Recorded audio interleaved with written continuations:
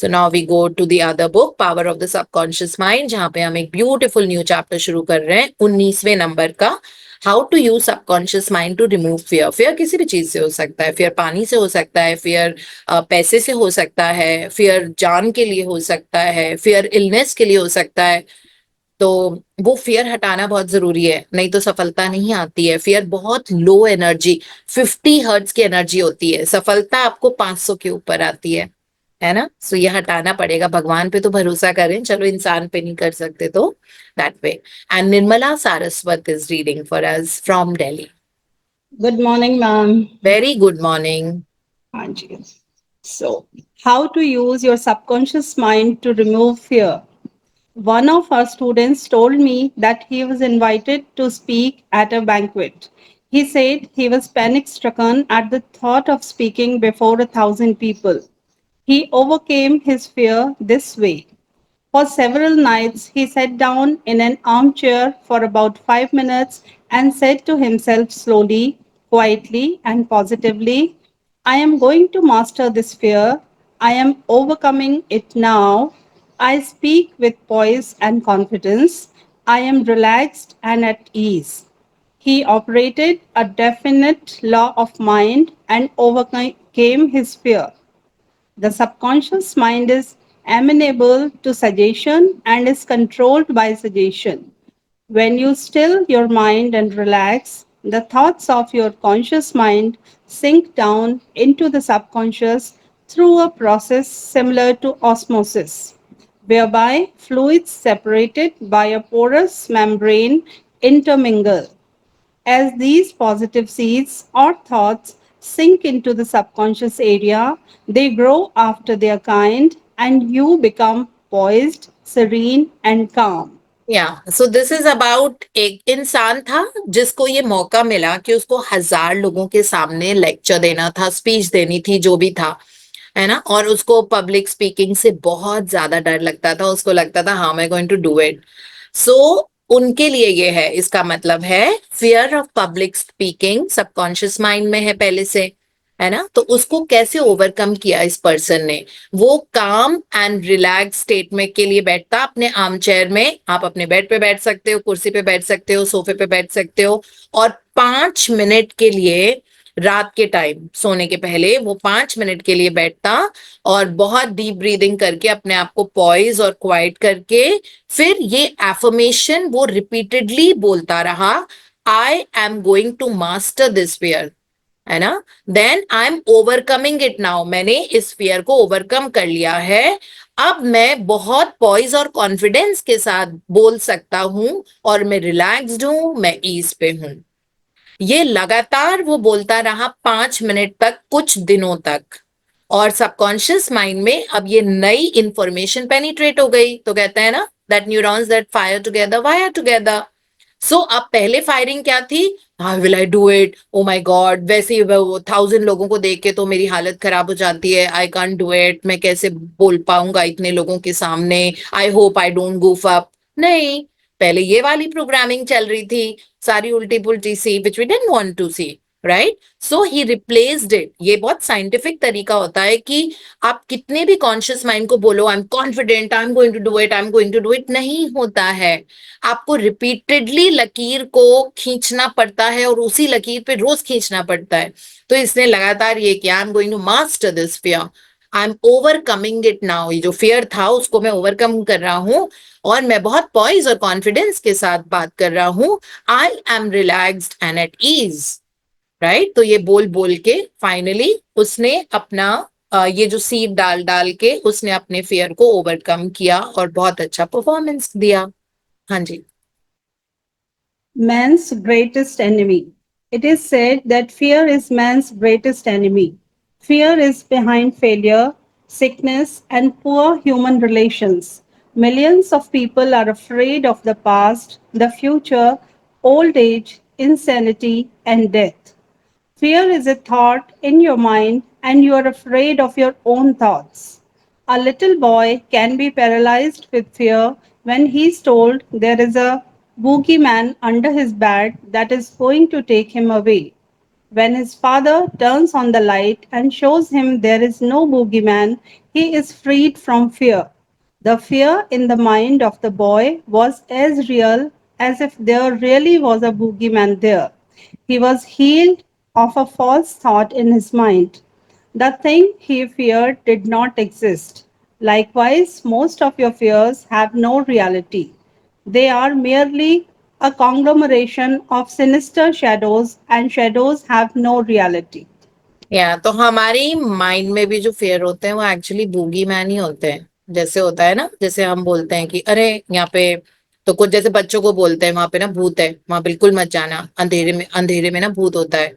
तो बच्चों को अगर हम ऐसे बोलते हैं और फिर लाइट ऑन करते बोलते हैं देखो ये तो मजाक था, यहाँ पे तो कोई भूत नहीं है, भूत होते भी नहीं है, इस तरह से, तो यही बूगी मैन मतलब भूत है ना। सो वो बूगी मैन जो होता है वो एक्चुअली हमारे दिमाग की बात होती है। रियल में फियर डज नॉट एग्जिस्ट, हम लिमिटेशन के साथ सोचते हैं। सो इसीलिए कहते हैं ना, फियर इंसान का सबसे बड़ा दुश्मन है। और डर किसी से भी हो सकता है, जैसे इसमें मैंने जो हाईलाइट किया हुआ है, फेलियर का फियर हो सकता है कि ठीक है ये काम कर रहे हैं, होगा कि नहीं होगा, है ना। सिकनेस का हो सकता है कि कहीं ऐसा तो नहीं कि ये बीमारी बढ़ के I will die one day, है ना। जैसे किसी को अगर कुछ डायग्नोसिस होता है तो ये तो उनको लगता है दैट कहीं ऐसा तो नहीं हो जाएगा, ये तो नहीं हो जाएगा।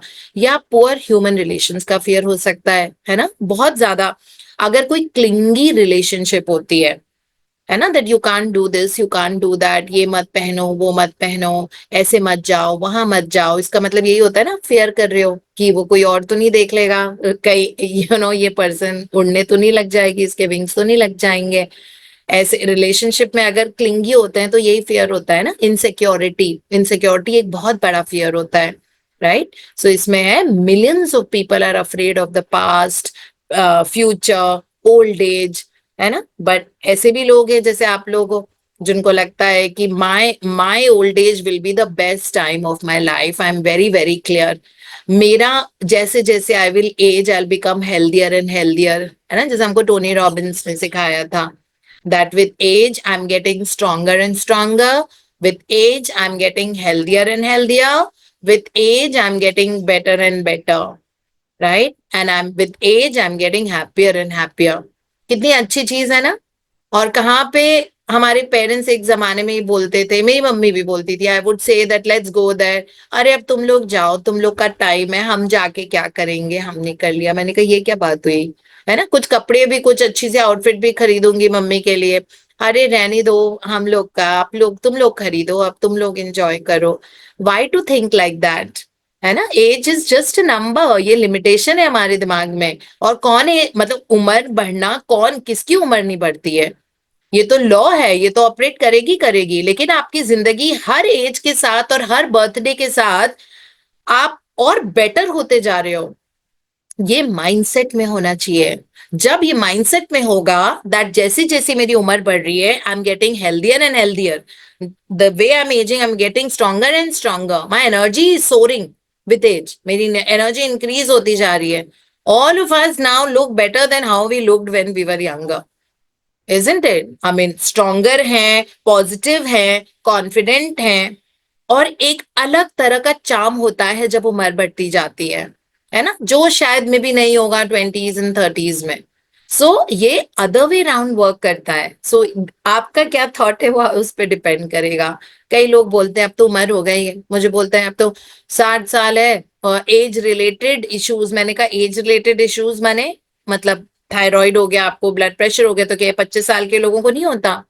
लिटरली हमारे पास जो पेशेंट्स आते हैं ना, वो ट्वेंटीज एंड अर्ली थर्टीज में ब्लड प्रेशर उनका ज्यादा वो होता है, उसमें उनकी डाइट और लाइफस्टाइल ज्यादा खराब होती है। बनस्पत की वो लोग जो 45 50 60 एंड 70 वाले हैं, उनके ऊपर ज्यादा मेहनत भी नहीं करनी पड़ती है, बिकॉज वो ऑलरेडी, उनको बोलो कि आपको करेला खाना है इसलिए जैसे ओके। आप 25 साल वाले को बोलो आपको करेला खाना, I can't have kaddu and I can't have karela, all this food I can't have, I can't have ghiya tinda tori, like that, right. But so with age you actually getting better. और इतने विजडम जो होती है ना, जिसको हम ट्रेजर बोलते हैं, है ना। तो इतनी ट्रेजर लेके मुझे बहुत अच्छा लग रहा है। आई थिंक मोदी गवर्नमेंट ने अभी ये शुरू किया है, hats off to mister Narendra Modi, that जितने भी जो रिटायर्ड लोग हो जाते हैं उनका एक अलग ग्रुप बना के उनको ट्रेनिंग्स के लिए यूज करना, कि वो मेंटल इक्विलिब्रियम सिखाएं यूथ को, और किस तरह, क्योंकि उनके पास इतनी वेल्थ ऑफ एक्सपीरियंस होती है ना, तो चाहे वो रिटायर्ड हो, लेकिन अगर वो 2 घंटा भी जाके किसी ऑफिस में 2 घंटे की ट्रेनिंग दे देना, दे शुड बी यूटिलाइज्ड, जो ट्रेजर होता है। सो ये सारी जो चीजें होती हैं फ्यूचर के लिए परेशान होना कि नई उम्र के साथ ये बढ़ती जाती है बीमारी, मैंने बहुत सुना है, मैंने आप लोगों में से भी कुछ लोगों से सुना है that with age this problem will only increase with age. तो ऐसा हो ही जाता है ना, पेट निकलने लग जाता है विथ एज, हड्डियां कमजोर होने लग जाती है विथ एज, बॉल्डिंग होने लग जाती है, बाल कम। Why to talk all these things unnecessary? ये सारी चीजें बेसलेस है और बिल्कुल फालतू की बातें है, ऐसा बिल्कुल भी नहीं होता। You can enjoy all that. ये सब माइंडसेट, ये फियर होता है ना। सो ये फियर ऑफ डेथ होता है। सो डेथ किसी के हाथ में नहीं है, हम अपनी डेस्टिनी के संरक्षक हैं। We we craft our destiny. So please अपने माइंडसेट को, अपने थॉट्स को चेंज करना। और वो लिटिल बॉय का जो लिखा हुआ है कि वो अंधेरे में किसी ने बोला कि बेड के नीचे बूगी मैन है, भूत है, फिर उसके पापा ने लाइट ऑन करी और दिखाया, देखो कुछ भी नहीं है बेड के नीचे, है ना। उसको किसी ने बताया था तो उसका फेर चला गया। तो इस तरह हमारा भी सबकॉन्शियस माइंड ऐसे ही काम करता है। 1 second, let me see the time. I think we'll have to end. ठीक है, so thank you so much Nirmala for reading, and thank you and God bless you with the best of health and lot of prosperity, which is Thank you, always my ma'am. prayer for you.